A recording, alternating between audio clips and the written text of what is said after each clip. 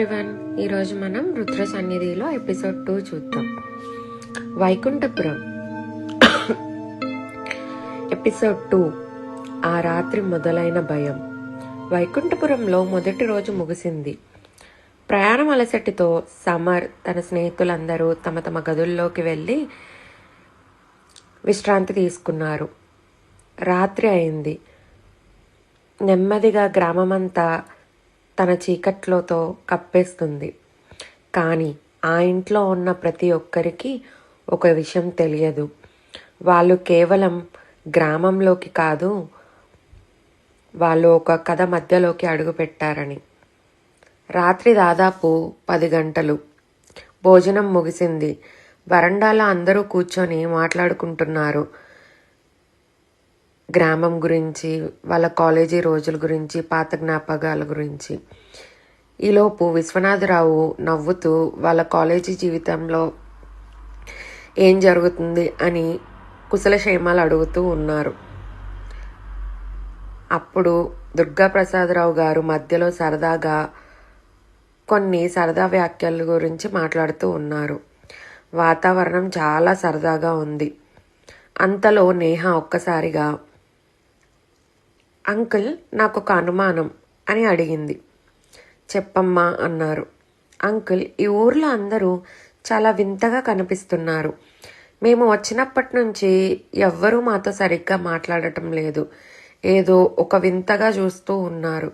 ఎందుకు అలా చూస్తున్నారు అంకుల్? ఆ మాటలు విన్న వెంటనే అక్కడ చిన్న నిశ్శబ్దం ఏర్పడింది. లలిత ముఖంలో ఉన్న చిరునవ్వు కొద్దిగా మాయమైంది. విశ్వనాథరావు మాత్రం సరదాగా నవ్వుతూ, గ్రామంలో అలానే ఉంటుంది. కొత్త వాళ్ళంటే కొంచెం దూరంగా ఉంటారు తల్లి. అంతకుమించి ఏం లేదు, నువ్వు ఎక్కువ ఆలోచించకు అని అనేశారు.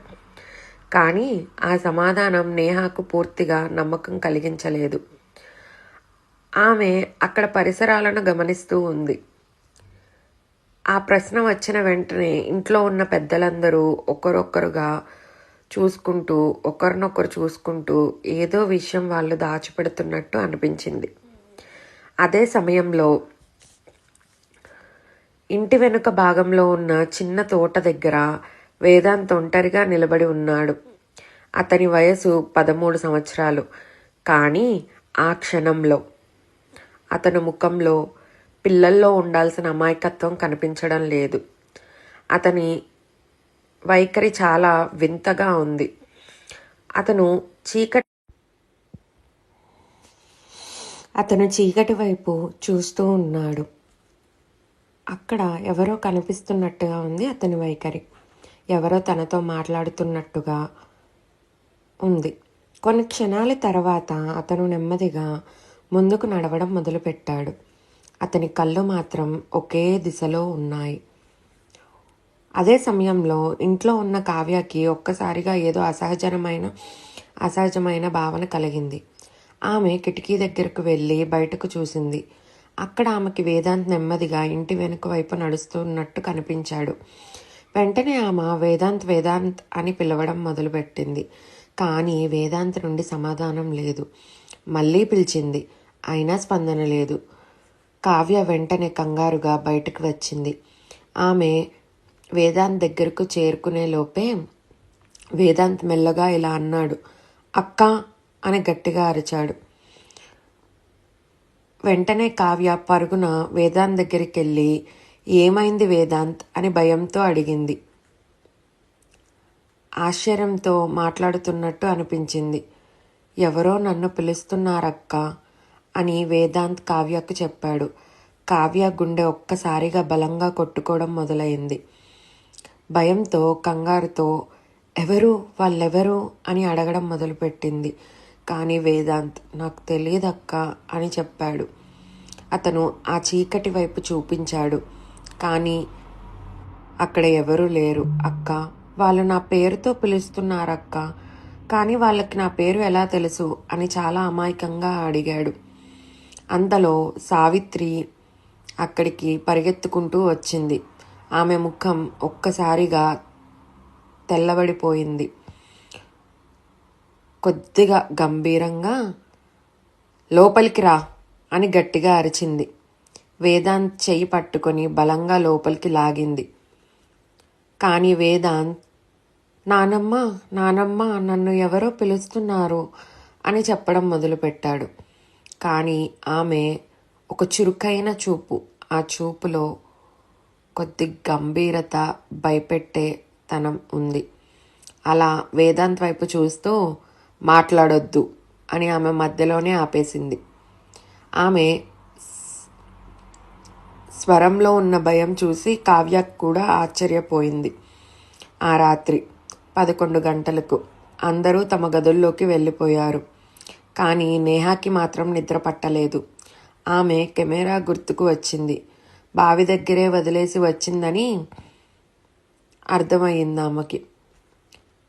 సర్లే రేపు తెచ్చుకుందాం అని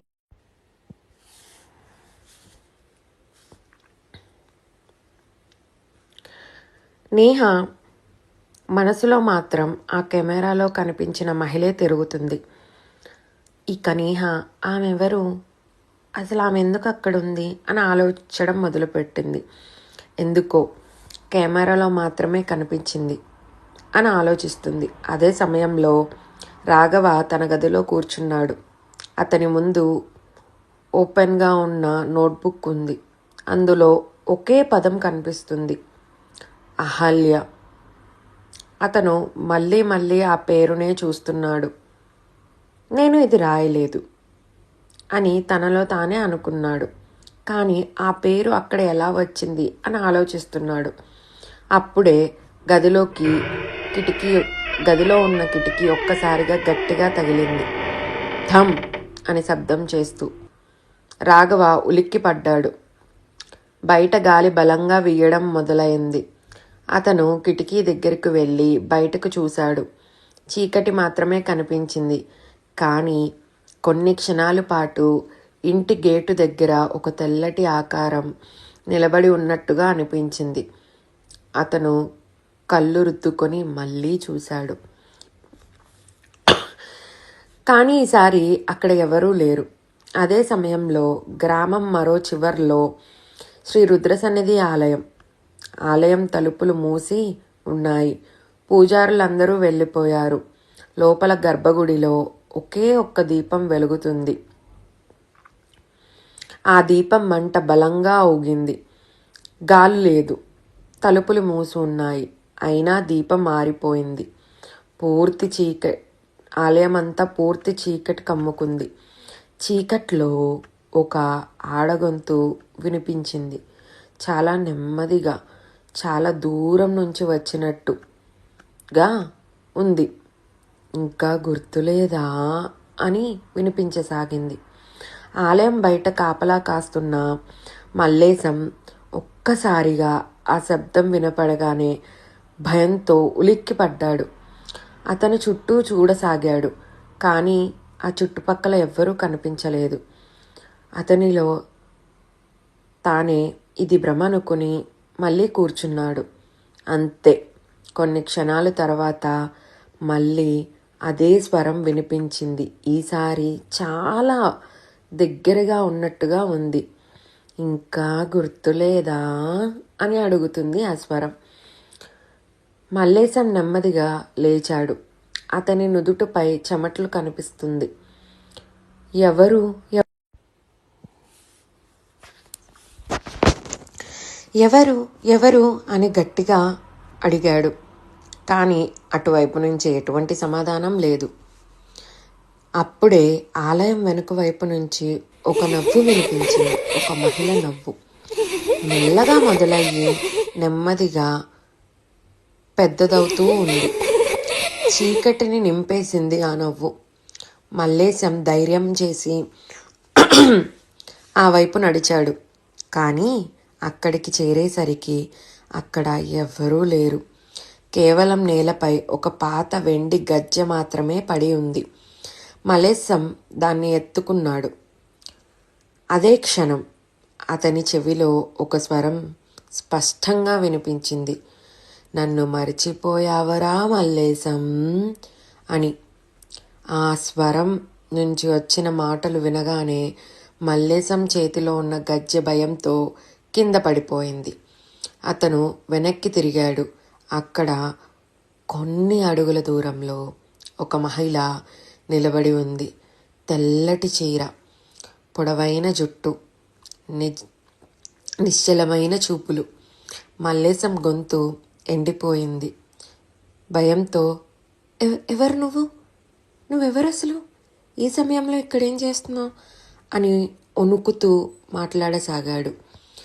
ఆ మహిళ మెల్లగా నవ్వింది.